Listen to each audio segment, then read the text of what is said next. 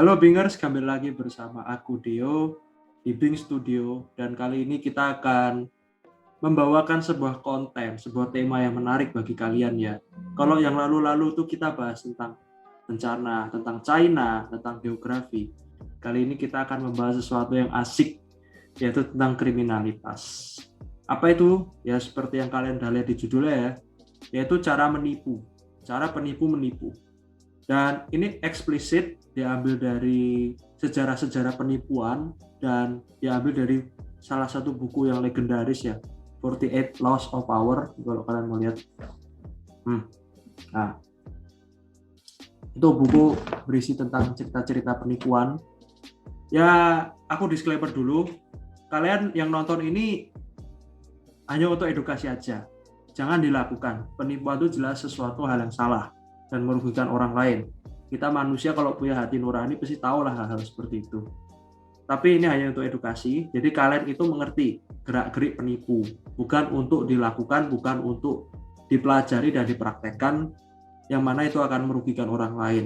Toh kalau kalian itu punya agama, punya Tuhan, kalian pasti tahu yang namanya siksa neraka. Ya, oke, gua nggak mau berlama-lama, kita langsung ke inti topik, yaitu 11 cara menipu. Check it out. Oke, cara pertama adalah mengumpulkan informasi. Oh ya, sebelum aku lanjutin, ada 11, tetapi nanti per satu cara itu akan di-breakdown menjadi cara-cara yang lebih spesifik. Oke, kita mulai. Cara pertama yaitu mengumpulkan informasi. Mengumpulkan informasi itu banyak ya. Kita pertama mungkin mencari kelemahan regulator, mencari kelemahan penegak hukum.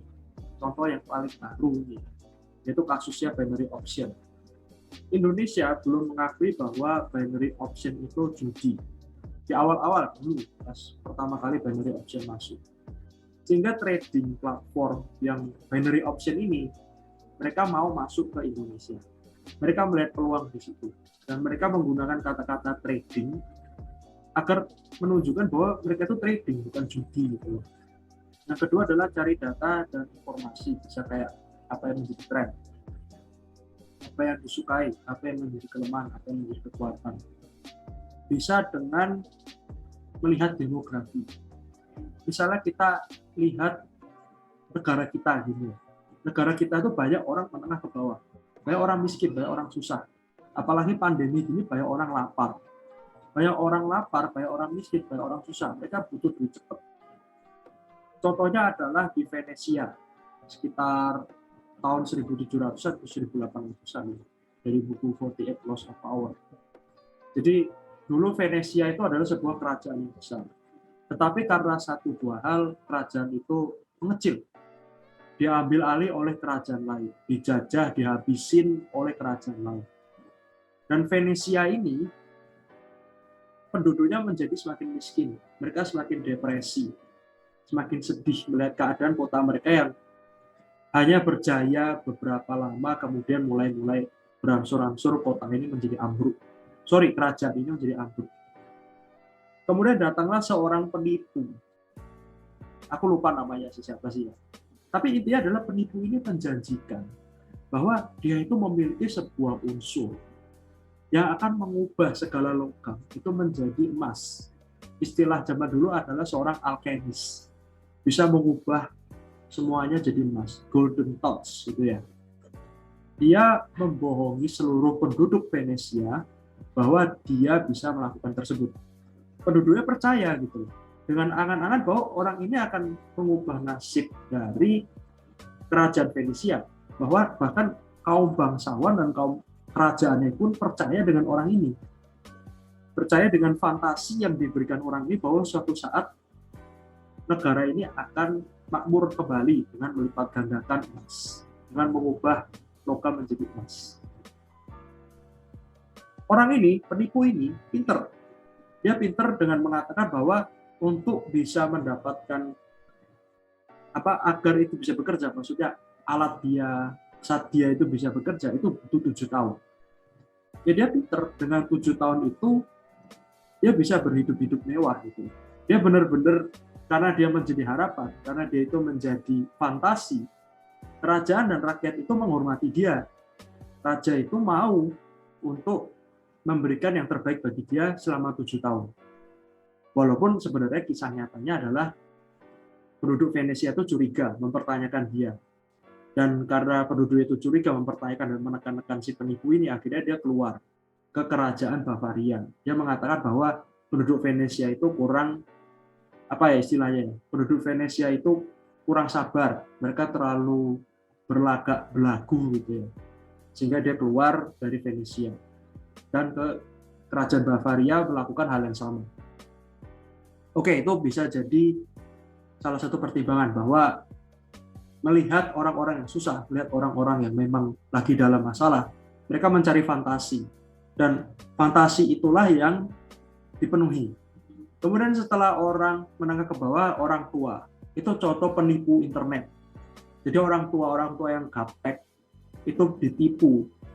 Ketika dia melihat komputer, laptop lagi browsing, lagi komputeran, lagi laptopan, tiba-tiba muncul ada pop-up gitu ya. Laptop Anda rusak, laptop Anda kena virus, laptop Anda dihack, spyware, apapun itulah. Kemudian ditulis nomor telepon di situ sama penipunya. Orang tuanya panik dong. Mereka langsung telepon apa yang telah ditulis di pop-up tersebut. Dan ketika ditelepon, penipunya sok-sok ngasih, oh ini masalahnya, oh ini. Dia sok-sok masukin antivirus yang sebenarnya bukan antivirus kosong atau antivirus palsu. Dan kemudian setelah proses, setelah layanannya selesai, penipu itu meminta bayaran, dan akhirnya penipu mendapatkan bayaran dari si orang tua tersebut. Bayarannya gede, $300, $500, dengan dari hasil menipu, dari hasil kosong. Nggak ada yang diubah, bahkan memperparah keadaan, tapi dapat 3 juta, 5 juta. Anggap aja proses 10.000 ya. Kemudian setelah orang tua bisa cari OKB. OKB itu sasaran empuk. Mungkin kalian itu ingat keadaan di mana ada sebuah desa. Desanya dulu biasa-biasa aja sih, ya, kayak desa umumnya. Tiba-tiba jadi desa sultan. Yang kenapa bisa jadi sultan? Karena tanah-tanah pemilik penduduk itu, tanah-tanah milik penduduk itu dibeli oleh sebuah perusahaan tambang atau perusahaan minyak, aku lupa, mungkin Pertamina ya. Sehingga harga tanahnya itu naik, kemudian dibeli untuk kebutuhan perusahaan ini. Dibeli, penduduknya kaya, dapat keuntungan dari hasil penjualan tanah ke perusahaan tersebut. Kita lihat kalau di YouTube itu ya, di berita-berita, mobil mereka dulu apa tiba-tiba jadi Innova, jadi Pajero, Civic gitu ya, rumah direnovasi. Tapi mereka itu buta finansial, gitu. Mereka boros. Sehingga sales masuk, sales mobil masuk, sales apa masuk. Sehingga mereka ini spending, senang banget spending. Ketika spending, uangnya habis. Ada kecenderungan OKB seperti ini yang bodoh secara finansial, tidak melek finansial, dan tidak bisa ngatur duit. Itu jadi sasaran empuk dari para penipu. Karena mereka bodoh, mereka suka spending. OKB salah satu target empuk. Kemudian setelah kita lihat dari sisi demografi, dari sisi manusia, kita bisa pelajari manusia itu secara spesifik. Mungkin kita bisa lihat kelemahan-kelemahan dia. Kelemahan-kelemahan emosi, kelemahan-kelemahan psikis. Kita lihat dia itu orangnya sebenarnya lemah atau orangnya kuat. Kita bisa lihat itu dari pertentangan. Mungkin kalau orang sombong itu biasanya menutupi dirinya. Jadi kelihatan tuh orang-orang sombong itu biasanya orang-orang lemah. Mereka biasanya lembek, tapi hanya ingin kelihatan besar, ingin kelihatan kuat dengan topeng kesombongan. Kemudian juga cari kekosongan. Carilah korban-korban itu yang nggak punya rasa pede, yang nggak bahagia. Kemudian sebagai penipu, masuklah ke rasa sebagai jawaban rasa tidak percaya diri itu dan rasa tidak bahagia itu. Juga bisa kita memanfaatkan rasa takut, keserakahan, keangkuhan, dan kebencian. Sebelum aku lanjut, aku disclaimer dulu ya. Aku nggak mau rugi karena aku upload video ini. Ini video yang menarik. Aku ingin upload. Tetapi aku tidak mengajari kalian cara menipu. Aku hanya mengajari kalian bagaimana mereka penipu-penipu ini menipu. Jadi aku memohon dan aku berdoa kalian tidak melakukan hal-hal yang bejat seperti ini. Oke? See you on the next point. Oke, berikutnya adalah poin kedua itu adalah kebohongan dan kejujuran selektif. Jadi pura-pura seakan-akan kita ini jujur, pura-pura seakan-akan kita ini tulus, mau membantu dia gitu, mau membukakan jalan, kemudian mau benar-benar altruis, seorang altruis sejati, padahal sebenarnya di dalam itu busuk epol, padahal sebenarnya di dalam itu jahat. Mungkin kalau kita lihat kasus-kasus penipuan, kita bisa melihat orang-orang itu seakan-akan awal-awalnya jujur gitu ya. Oh, aku mau bekerja sama kok. Aku pengen bantu kamu. Oh iya, dia jujur ya.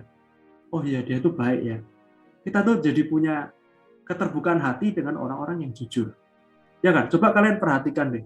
Wah, orang ini jujur ya, aku bisa bekerja sama dia.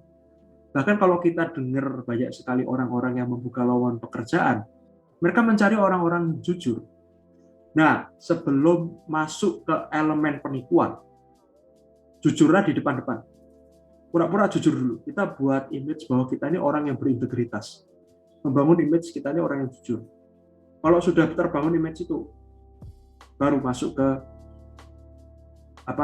inti acaranya, yaitu dengan cara tidak jujur. Itu poin kedua. Kita masuk ke poin ketiga. Dan kita masuk ke poin yang ketiga, yaitu cari perhatian. Cari perhatian itu penting. Kita menjadi stand out di tengah-tengah kerumunan yang membosankan. Menjadi stand out di tengah-tengah kerumunan yang pemalu. Contoh itu kayak P.T. Barnum. Mungkin kalau kalian yang nonton The Greatest Showman, kalian tahu orang yang namanya P.T. Barnum. P.T. Barnum ini luar biasa. Dia seorang marketer, salah satu marketer terbaik sepanjang masa. Jadi gini, dia mencari perhatian dengan cara yang luar biasa. Ini aku pengen cerita. P.T. Barnum itu menyewa musisi paling jelek di kota. Musisi paling jelek di kota untuk dia main, untuk dia perform di sebelah sirkusnya. Jadi ini sirkus, ini musisi yang akan memainkan musik paling jelek, karena memang musisi ini jelek-jelek. Kemudian sebelum itu semua dimulai, P.T. Barnum menempel sebuah tulisan besar, bisa dilihat satu penduduk kota. Pertunjukan musik gratis bagi jutaan orang. Wah, penduduk New York kalau nggak salah ya, New York itu seneng. Wah, ini ada orang baik dari mana ini bisa ngasih pertunjukan musik gratis. Dan memang benar-benar gratis itu, terbuka untuk umum, terbuka untuk semua kalangan. Akhirnya pada hari H, pada jamnya, semua orang itu datang ke pertunjukan musik tersebut. Ketika mereka melihat, wah kok membosankan dan jelek sekali, mereka bosan, mereka nggak suka, pengen cabut. Tapi mungkin ketika mereka ingin cabut, mereka ngelihat udah malam, kejauhan mau pulang. Daripada membuang-buang waktu sia-sia nonton pertunjukan musik yang kayak gini, kenapa nggak ke sebelah aja? Ke sebelah ada sirkus yang jauh lebih menarik. Disitulah P.T. Barnum mendapatkan penonton. Banyak sekali penontonnya. Sampai dikatakan sirkus itu penuh oleh penonton. Nah, kita masuk ke unsur-unsur cari perhatian ini ya. Pertama, flexing. Ya, you bisa lihat lah ya apa yang terjadi di kasus afiliator gitu ya. Mereka flexing. Mereka pamer, mereka coba pakai jargon-jargon mungkin kayak wah murah banget gitu ya. Atau mereka itu pakai buat TikTok viral, beli mobil jam 3 malam, mereka pamer. Mereka ingin semua orang melihat mereka. Mereka ingin semua orang mencari atensi. Seperti prinsipnya P.T. Barnum. Nanti atensi itu akan dibelokkan ke penipuan mereka, akan dibelokkan ke tujuan utama mereka. Seperti P.T. Barnum membelokkan penonton musik kepada sirkus. Kemudian juga content creation. Jelas kita di zaman digital ini mencari perhatian gampang. Contoh aku lah, aku mencari perhatian ya, karena aku memang butuh uang dengan konten. YouTube, TikTok, Instagram, banyak. Kemudian bersahabat dengan selebriti. Ini aku nonton podcastnya Deddy Corbuzier dengan Profesor Renald Kasali. Bahwa orang-orang seperti ini senang bersahabat dengan selebriti. Bersahabat dengan selebriti jelas akan naikkan pamor, pansos. Bersahabat dengan selebriti jelas akan cepat meningkatkan awareness. Apalagi di mata fans-fans selebriti itu. Kemudian terlibat dalam keanggotaan, udahlah, kalian jadi anggota klub mobil mewah, jadi anggota apa, nanti kalian bisa menipu anggota-anggota di situ gitu loh. Bisa menjadikan target korban gitu lah, anggota-anggota di situ, karena kalian dapat attention. Kemudian viral itu penting karena attention is number one, viral is number one. Kayak P.T. Barnum lah. Ini ada pertunjukan musik gratis, orang melihat berbondong-bondong. Viral penting. Ketika kita mendapatkan banyak perhatian, enak belokinnya. Paling kalau misalnya dari 100 orang yang mendapatkan, yang terjaring perhatian kita, mungkin ya masih ada 20-30 orang yang kan belok ya lumayan. Bahkan dari 100 orang ada 10 orang yang belok ke tujuan utama kita, itu kan udah lumayan banget. Ya, apalagi skema 70%, 30%. Oke, aku ingetin sekali lagi, aku cukup concern dengan topik ini, topik asik. Tapi aku nggak ngajarin kalian nipu. Ini hanyalah sebuah edukasi. Memang kesannya kayak ngajarin nipu, tapi ini edukasi ya. Please jangan dilakukan. Please hiduplah baik, hidup bijaksana. Membantu orang lain dan mengasihi orang, bukan menipu. Kita ke poin berikutnya. Oke, poin berikutnya adalah permainan emosi. Jadi kita bisa main kebencian. Kebencian itu ya kita memanfaatkan iri hati, dengki. Kita bisa melihat orang-orang ini iri. Iri ini. Ketika iri kita bisa menjanjikan, oh kamu pengen cepet kaya. Orang yang iri itu biasanya nggak berpikir panjang. Orang kalau udah kebanjiran emosi-emosi jelek, dia pasti nggak berpikir panjang gitu loh. Orang Indonesia tuh suka syirik, orang Indonesia tuh suka iri. Dan orang Indonesia itu karena itu mudah dimanfaatkan. Kemudian ketakutan, afraid, intimidasi. Contoh penipu nomor telepon tadi. Ini ini udah komputernya bervirus, ada hackernya, ada ininya. Takut dong orang. Kemudian penipu telepon. Bu, anaknya kecelakaan. Takut, terintimidasi. Cinta. Ini penipu-penipu yang lewat itu ya, kayak Tinder, OnlyFans, atau penipu-penipu lewat Bumble gitu ya. Mereka mengada-ngada seakan-akan mereka cantik, mereka tampan. Mereka ini memang benar-benar bagian dari desire. Mereka ini benar-benar cowok atau cewek yang benar-benar ada di kriteria yang nge-swipe itu. Ketika orang-orang yang pakai OnlyFans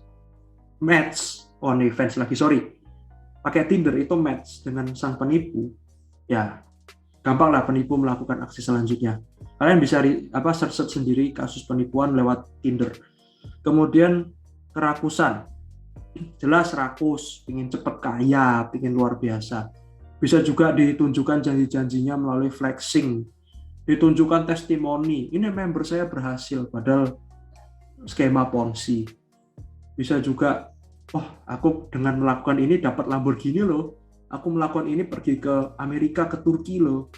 Nah itu penting, itu kerakusan, sombongan, iri. Mereka ingin lebih daripada orang lain. Berbahaya.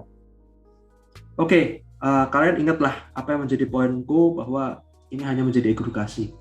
Kita pergi ke poin berikutnya. Oke, poin berikutnya adalah permainan fantasi. Lanjutkan yang pertama tapi lebih detail. Permainan fantasi itu ada 5 unsur, yaitu mimpi. Mimpi suatu saat akan menjadi kaya. Mimpi suatu saat akan bahagia. Mimpi terlepas dari segala penderitaan. Mimpi akan mendapatkan keselamatan. Mimpi ini, mimpi itu. Mimpi sakit disembuhkan. Ini aku nggak menyinggung agama ya. Aku orang beragama. Tetapi kadang hal-hal seperti itu dimanfaatkan oleh nabi-nabi palsu. Dimanfaatkan oleh pemimpin-pemimpin pemuka-pemuka agama palsu. Mereka melakukan hal-hal sedemikian. Rupa menjual mimpi-mimpi bahwa orang itu akan keluar dari apapun masalahnya atau orang itu akan mendapatkan sesuatu. Kemudian kedua dari 5 itu adalah testimoni. Oh, ini dia member gold dapat penghasilan segini nih. Member silver dapat penghasilan segini. Testimoni. Orang misalnya member-member yang udah tinggi disuruh presentasi depan, oh aku nih selama 2 tahun begini loh. Tapi sejak aku ini masuk ke sini tiba-tiba hidupku berubah. Padahal belum tentu testimoni itu beneran. Padahal belum tentu testimoni itu asli, bisa aja dibuat-buat. Tapi seandainya asli, mungkin keberhasilannya dibuat seakan-akan, dibuat semu. Dari hasil skema Ponzi juga bisa. Jual nama. Orang terkenal itu lebih mudah dipercaya. Fotolah sama orang-orang hebat. Misalnya foto sama Bill Gates, sama Elon Musk. Foto sama Lo Keng Hong gitu misalnya. Foto namanya dia sama kita. Pura-pura lagi salaman gitu.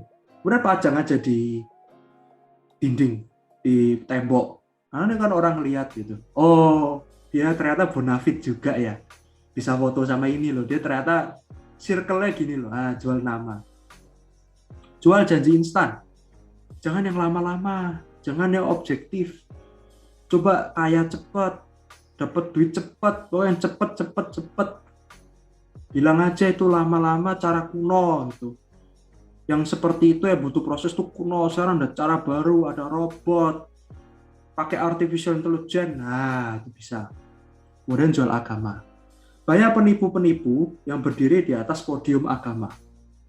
Mereka seakan-akan bercerita tentang dengan sabda-sabda mereka, dengan doa-doa mereka. Ini bukan agama yang mereka buat sendiri. Ada yang dibuat sendiri. Atau mereka menggunakan agama yang sudah diakui. Tapi mereka malah jualan di atas panggung. Yang memang benar-benar jauh dari ajaran agama. Mereka jualan gitu. Mereka coba buat penipuan travel umroh gitu. Bisa juga dengan atas nama agama. Kita cenderung percaya dengan orang-orang yang seiman. Padahal orang-orang yang seiman belum tentu benar. Orang yang seiman bisa bodoh, bisa kacau, bisa penipu, bisa penjahat. Padahal dia mengakui bahwa agamaku seperti agamamu. Nanti kita bahas lebih dalam. Oke, poin berikutnya itu adalah manipulasi dan persuasi. Pertama, tunjukkan keyakinan, kepercayaan diri, dan kejujuran palsu. Kalau kita nggak yakin, ya gimana kita bisa meyakinkan korban gitu. Kita harus buat seakan-akan apa yang kita lakukan itu benar. Apa yang kita lakukan itu legal. Contoh video klarifikasi afiliator yang terakhir. Oh, dengan yakin dan percaya diri dia mengatakan bahwa orang Indonesia tuh suka sekali suka banget ribut gitu ya. Oh, coba kalian buktikan dulu gitu loh. Buktikan dulu. Coba buat akun trading, buktikan dulu apakah 30 70 dengan yakin gitu loh. Ini tuh trading bukan judi. Kalian nanti bisnis ada unsur judinya. Nah, perlu yakin itu perlu gitu loh. Perlu banget. Dan seperti yang aku bilang tadi, kejujuran palsu itu penting. Jadi kalian itu jujur dulu di depan, baru nanti maksudnya terakhir, maksud jeleknya habis kejujuran itu. Berpura-puralah seperti orang lain. Aku tadi janji bahas lebih dalam tentang pura-pura seagama, pura-pura seiman. Jadi kita itu berpikir seakan-akan seperti target korban. Maksudnya adalah berpura-pura berpikir sama. Misalnya korban itu punya pandangan politik kiri, ya udah kiri. Korban itu fansnya Abdul Somad, ya kita ikut aja di fansnya Abdul Somad. Korban itu punya agama A misalnya, ya ikut-ikutan. Oh, aku penganut agama A. Contoh banyak kan, pemimpin-pemimpin agama menipu, first travel kayak gitu-gitu. Mereka kan kedoknya agama. Punya pandangan politik, oh aku nih pendukungnya nasionalis sekuler. atau aku pendukungnya nasionalis agama. Yayain aja walaupun kita nggak sesuai dengan dukungan mereka. Jadi seakan-akan orang itu, wah ini orang klop banget nih, ini orang deket banget nih, wah ini orang ternyata pandangannya sama ya. Kan kita manusia menurut psikologi itu cenderung bergaul dengan orang yang persis sama dengan kita. Coba lihat, kalian bisa bergaul dengan teman kalian. Kalian pasti ada kesamaan, senang main game, senang jalan, senang makan ini, senang makan itu. Nah, itu penting. Kemudian, buatlah seakan-akan pencapaian kita mudah dicapai. Ya, instan aja. Wah, aku main cepet loh, cepet kaya loh. Dulu aku tuh miskin, tapi sejak aku ini hidupku berubah.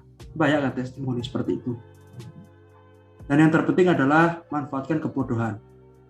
Kita harus cek, harus cari informasi apa yang menjadi kelemahan, apa yang menjadi kebodohan. Apa yang tidak diketahui, apa yang terlalu kompleks. Sehingga orang itu cenderung berpikir simpel. Ketika orang berpikir simpel, tidak mau berpikir holistik, tidak mau berpikir secara menyeluruh, berpikir simpel itu bisa dieksploitasi. Sebelum ke poin berikutnya, aku mengatakan ini hanyalah edukasi, bukan sesuatu yang untuk dilakukan. Oke, next, kita ke poin berikutnya. Poin berikutnya adalah menciptakan kultus. Wah, kita menciptakan seakan-akan ada agama baru. Kultus ini ya komunitas tapi benar-benar brainwash. Kalian lihat afiliator itu sudah menciptakan kultus, yaitu dengan membership. Itu kultus mereka, ya kan? Bahkan ada juga orang-orang yang membela, oh binary option itu benar, binary option itu trading, binary option itu legal. Bahkan mereka berani mendebat orang-orang yang sudah trading dengan benar di dunia forex, di dunia saham. Karena akan menemukan kasus itu banyak di YouTube, di sosial media. Orang-orang bodoh yang terbrainwash melalui kultus binary option.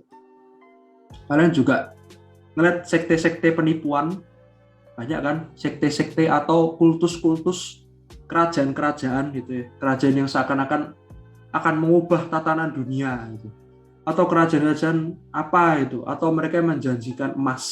Nah, tuh bagaimana ya, buatlah mereka percaya dengan landasan emosi itu, kumpulkan orang jadi komunitas, buat testimoni, aku ini berhasil, oh ini berhasil, oh ini membernya rankingnya tinggi.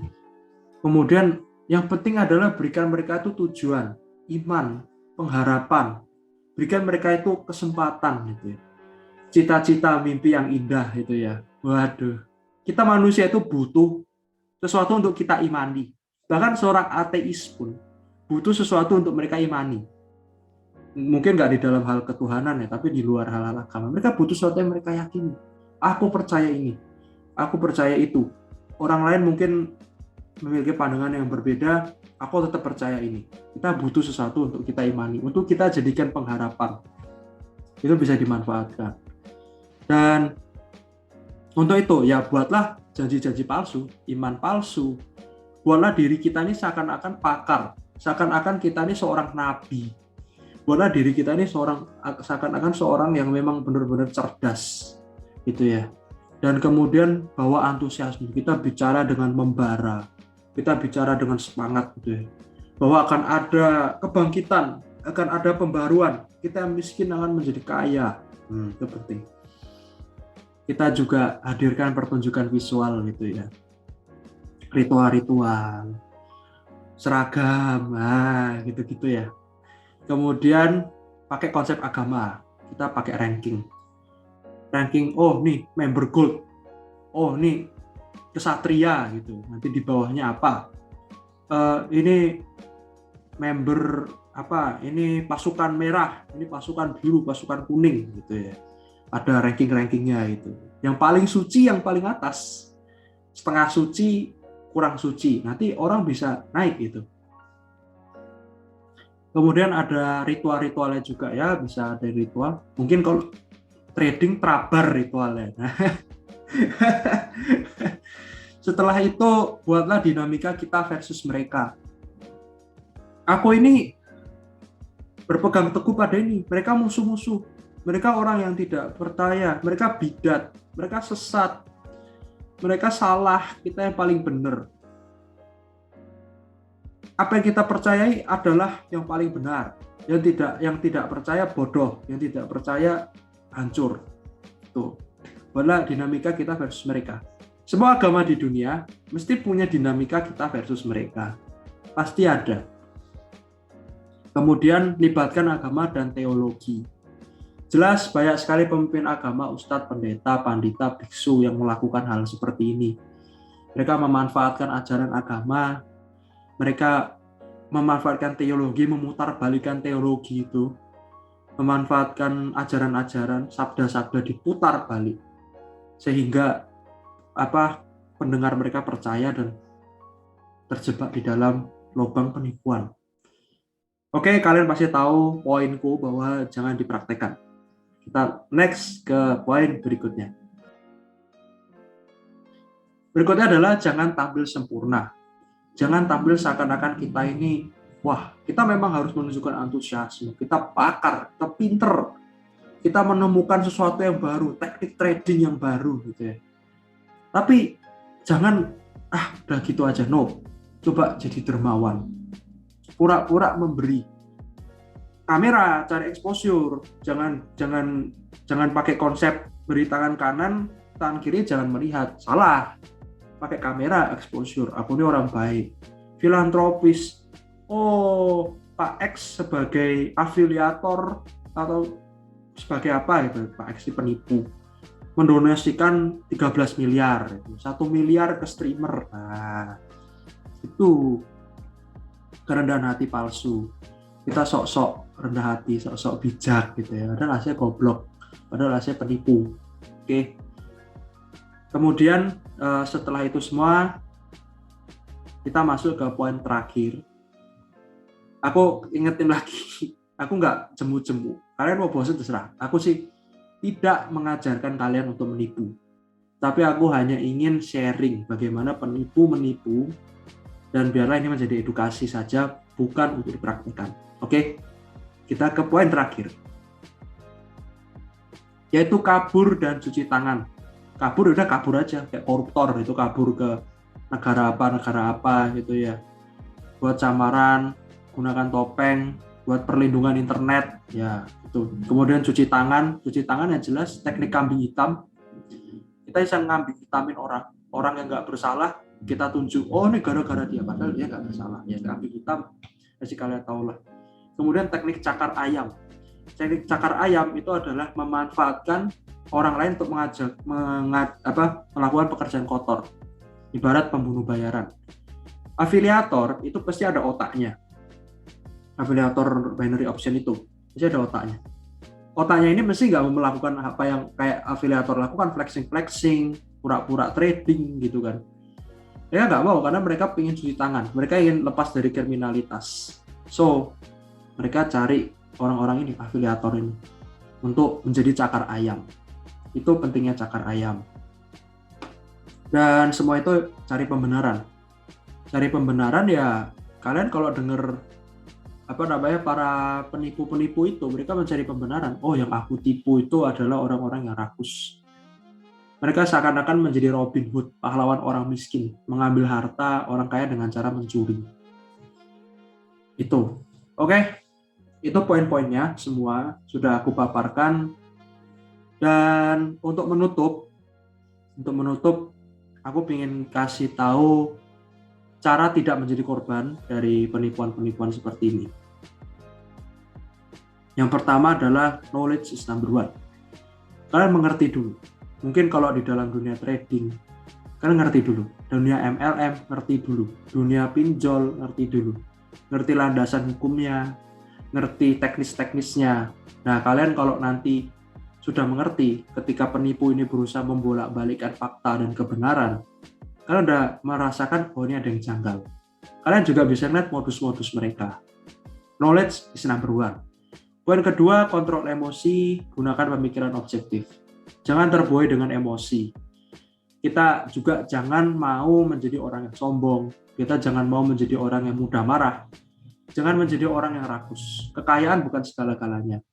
Bahkan ada istilah kekayaan nggak dibawa sampai akhirat. Jadi lebihlah menjadi seorang dermawan, banyak-banyak amal. Kemudian hati-hati dengan manusia, jangan mudah percaya. Tapi juga jangan bodoh terus mengisolasi diri jadi introvert, terasing. No.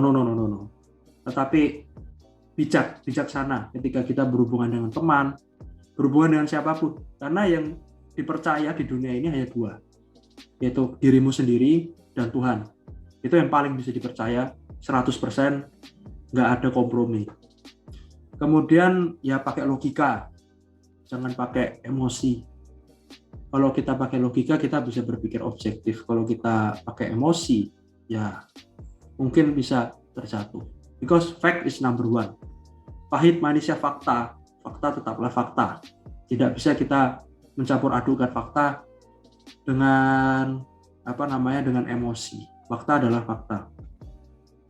Oke, sekian semua poin dari yang telah aku paparkan. Thank you banget udah nonton. Balik lagi aku nggak jemu-jemu mengingatkan kalian ya bahwa semua ini hanya untuk edukasi. Please don't do it. Mungkin nggak cuma di rumah, nggak cuma di sekolah, jangan lakukan dimanapun. Penipu itu adalah tindakan yang berbahaya. Menurut agama manapun pun dosa. So, jangan dilakukan. Ini hanya untuk edukasi, aku nggak ngajarin kalian menipu. Oke?